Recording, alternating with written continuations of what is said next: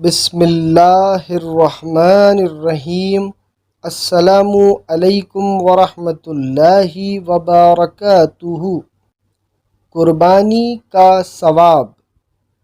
زید بن ارقم رضی اللہ عنہ کہتے ہیں کہ رسول اللہ صلی اللہ علیہ وآلہ وسلم کے صحابہ نے عرض کیا، اللہ کے رسول، ان قربانیوں کی کیا حقیقت ہے؟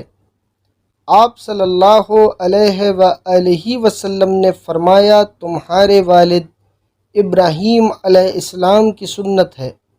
لوگوں نے عرض کیا، تو ہمیں اس سے کیا ملے گا؟ آپ صلی اللہ علیہ وآلہ وسلم نے فرمایا، ہر بال کے بدلے ایک نیکی ملے گی۔